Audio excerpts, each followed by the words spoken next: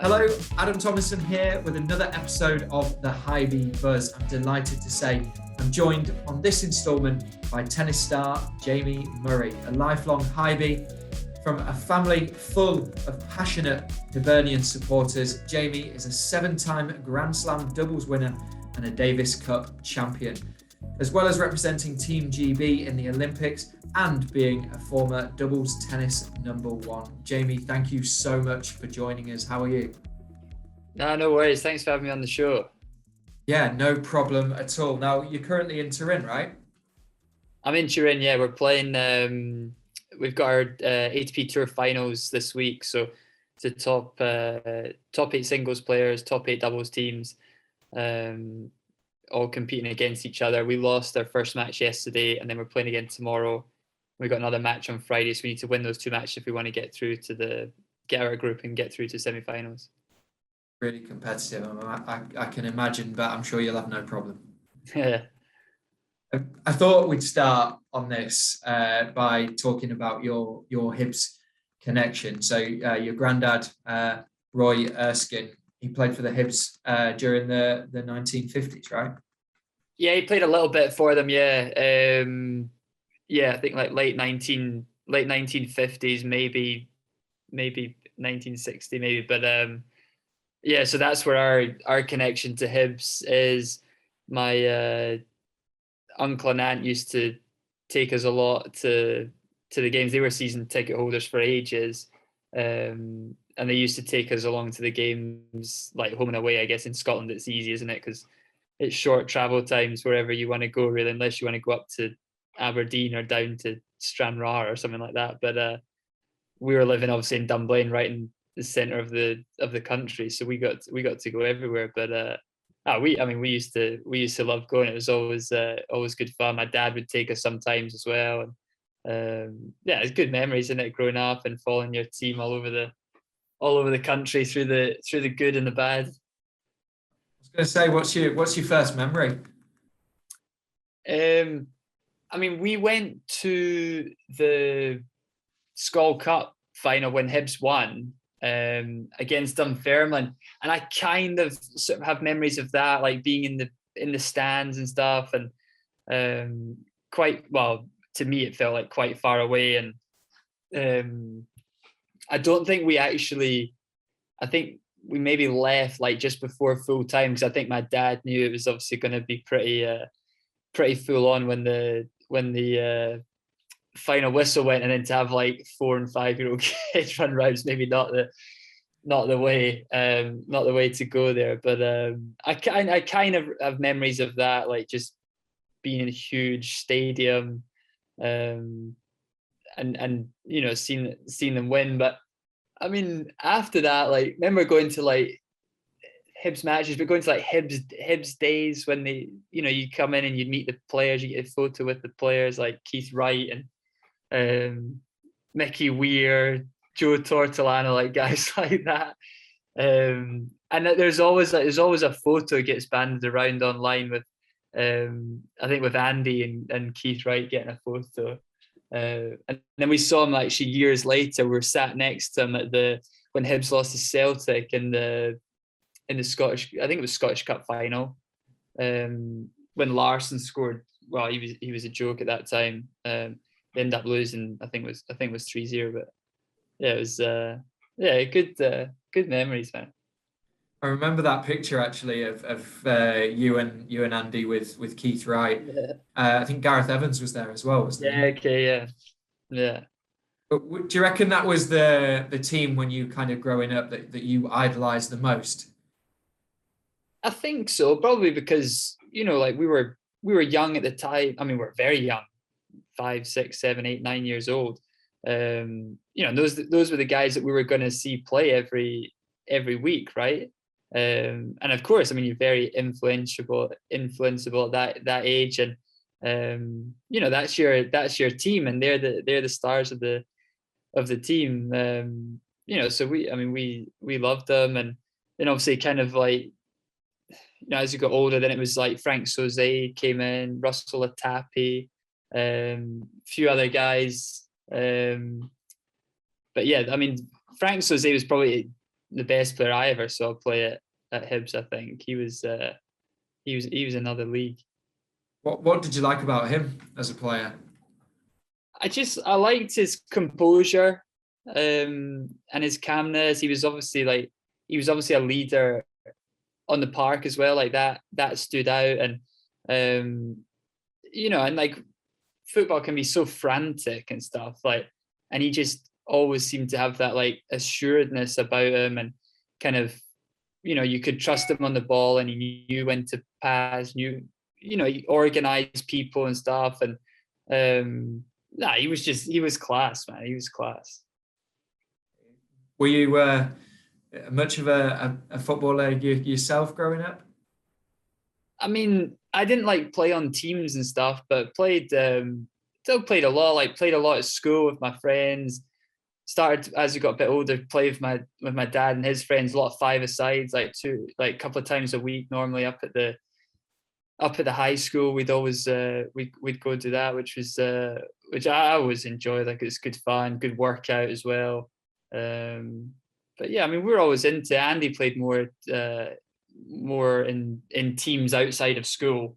A lot of his school friends, they played together on a team up in Ochterarder, which I think is like easier that way, isn't it, to get involved in stuff like that when your friends are doing it. But my friends at school wasn't really their gig so much.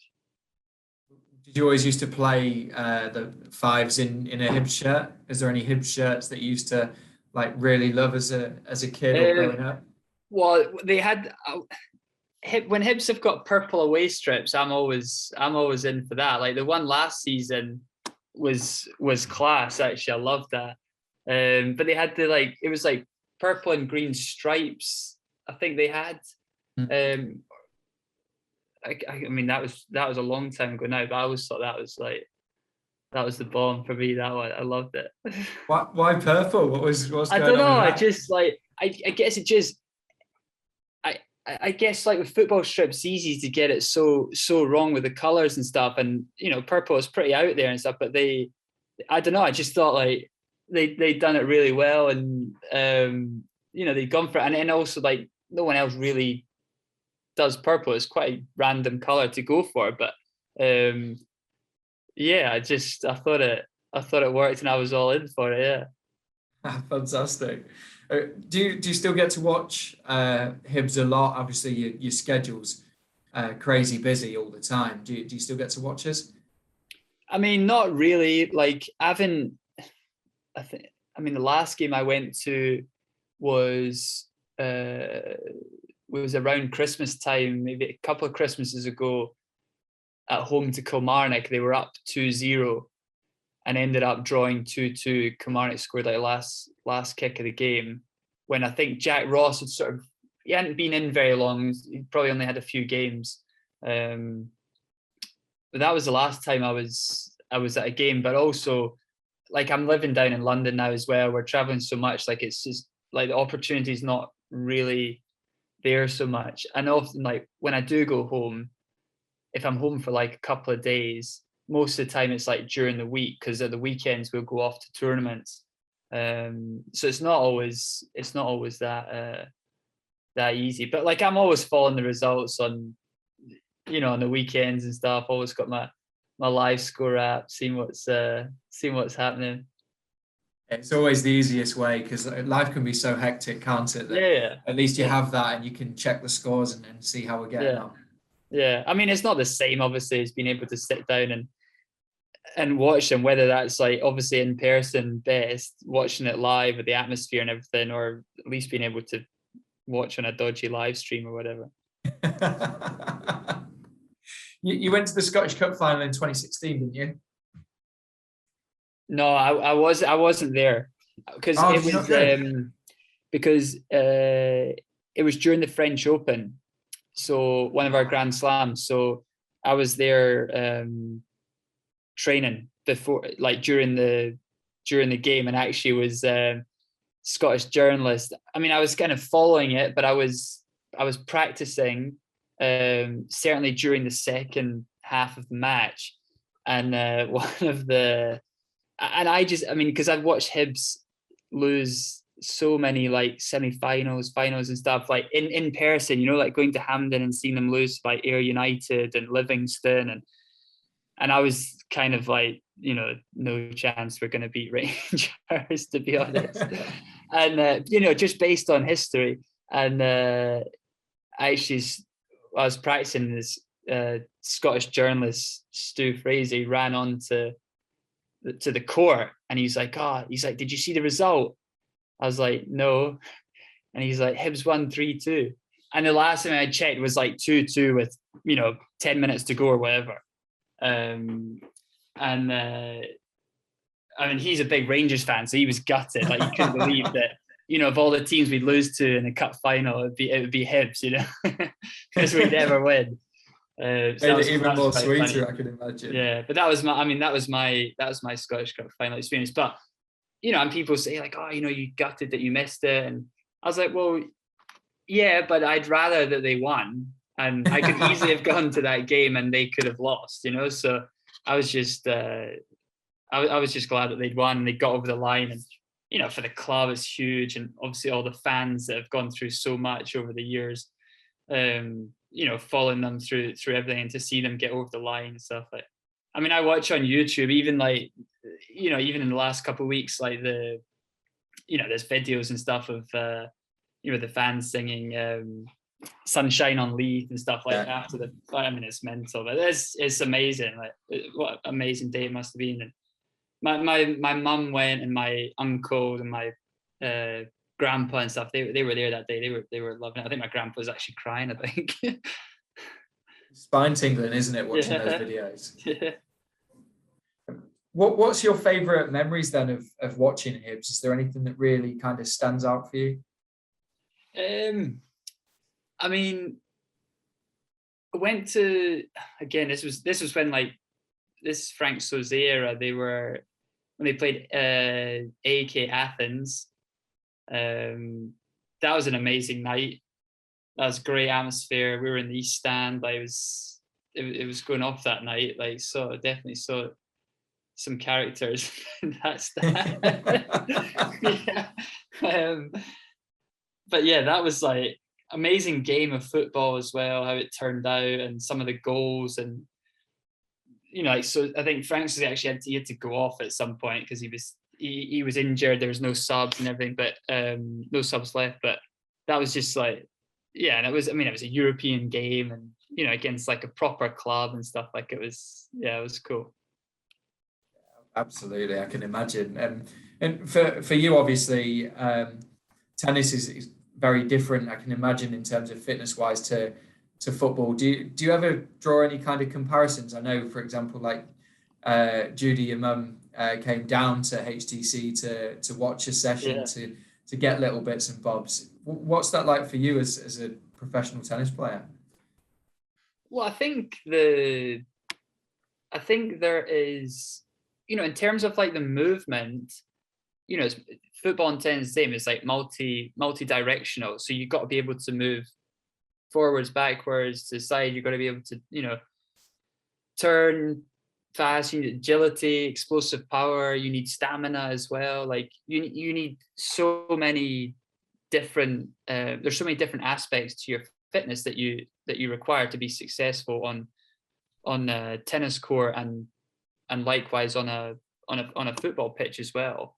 I mean, I don't know. It's like when I've met footballers before, you know, they're like, oh my God, I don't know how these guys do it. Like, they're so fit, like the tennis players.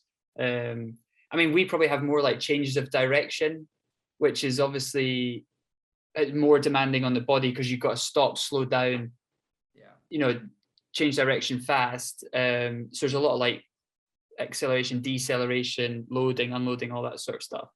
But I think it's kind of,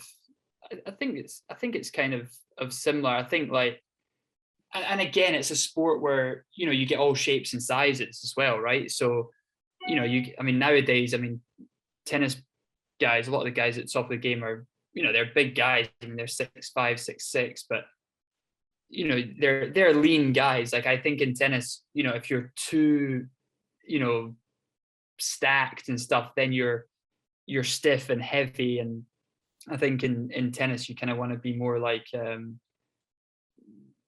like almost like elastic in a way. I think that's better for sort of power and things like that. But football is the same. I mean, you get, again, all shapes and sizes, and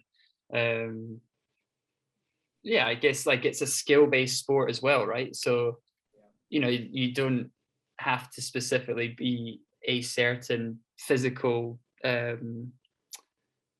the word I'm looking for, like a physical shape to be successful in either of those sports, because if you're highly skilled, you can be successful for sure.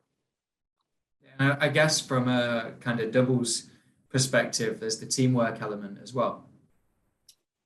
Yeah, definitely. I mean, that's, we're obviously just two. So I think like in that regard, the communication is so important.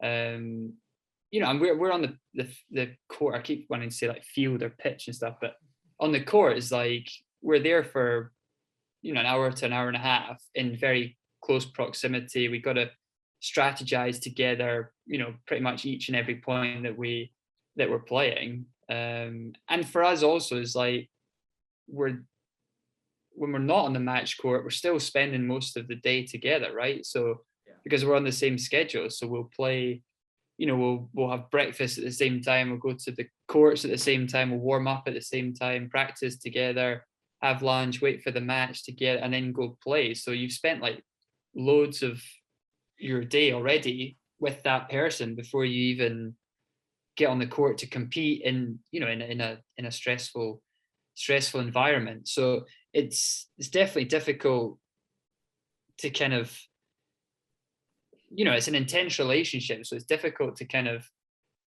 have, I think, like to have loads of longevity unless you're like really close friends and stuff, and it's easier to kind of work through things. But yeah, definitely that team aspect of it is very similar to football.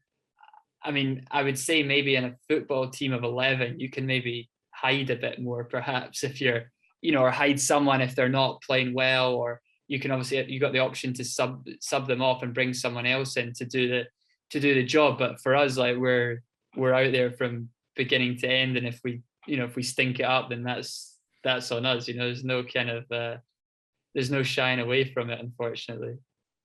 Did you speak to your mum about a trip to HTC? Yeah, she loved it. I mean, she's amazing. Like, she just throws herself into everything, and I think like she loves coaching, she loves teaching, she loves giving people opportunities, and she loves learning. And I think like for her to come and spend time with the coaching staff and meet Jack Ross, she loved Jack Ross, and like she loved the opportunity. It was really, really fascinating. She proper threw herself into it as well. Like, yeah, I bet like she you did. said, bowing to David Gray was like the highlight. and obviously on the tennis side, like you say, you're in Turin for the ATP Tour Finals at the moment, but you've got an event coming up as well, the Battle of the Brits. Do you want to tell us a little bit about that? Yeah. So we're putting on Battle of the Brits was kind of now it's become a series of events. That wasn't really the plan at the start, but we put on events last summer during the pandemic, when all the like live sport was basically shut down, the whole country was shut down, and the players were basically just training, and no idea when the tour was going to start up, and all the guys were kind of down in London training together. And I was like, look, let's put on an event, make it competitive, give you guys something to train for and prepare for, and put your reputations on the line, right? You're going to be competing against all your friends. No one wants to lose, and it was super competitive. And then we were able to do a event a few weeks later, a team event with boys and girls, which went amazingly well. It was a really fun week. And this year we wanted to put on an event that fans could come come and watch, and came up with the Scotland England idea. It was really, I think for me anyway, I think for Andy too, like the opportunity to play in Scotland, throughout our careers, I mean, been like 15, 16 years, been so limited, basically to like a few Davis Cup matches, which have been amazing, and probably the best experiences of our career, I think, or most memorable. And we wanted more of those opportunities, especially like if we want to kind of try to build on the interest that especially Andy has built up for the sport in the country. And if we want to grow the sport, we feel like we need live events that people can come down and witness the sport live in the flesh. And selfishly, like, we're not getting any younger, and we want the opportunity to play in Scotland in front of the Scottish fans. And that was another reason for putting on the event. And we want to give people a good time. Like, it's been such a rough ride for everyone over the last couple of years, and we're hoping that a lot of people come out and support and make a lot of noise and enjoy seeing live tennis on their doorstep. Yeah, absolutely. The event will be fantastic in Aberdeen. You and Andy obviously against the likes of Dan Evans, Kyle Edmund, and there's a few different captains as well, isn't there? Ali McCoist and Chris Sutton. Yeah, we've got Super Ali, man in the ship. Yeah, so I don't know how that's going to work out, but he's a character, great fun, and I think he gets on really well with Chris Sutton. I think they seem to have a good relationship. So I think that they'll bring a good energy to the event. And we've also got Paul Laurie as well, local Aberdeen boy, and Claire Balding's going to co-captain with Chris for Team England. So we've got some good captains, we think, and it should be a good couple of days tennis. Yeah, absolutely will be. Just finally, because I'm conscious about us keeping you too long. No, you're right. In terms of Hibs, hoping to see a game soon? Yeah, well, I mean, this is obviously my last event for the season, so I'll be up at Scotland at some point. But yeah, I always if I get the opportunity, I'll come down for sure. Yeah, cheer them on, see what Absolutely. All the fuss is about. Yeah, you're always welcome, Jamie. Thank you. That. Thank you so much for joining us for the latest episode of the Hibee Buzz. Definitely check out their event, the Battle of the Brits. It's surely one for all supporters to look out for. And thank you, Jamie, for sharing some of your fantastic Hibernian memories with us. No worries. Thanks for having me on.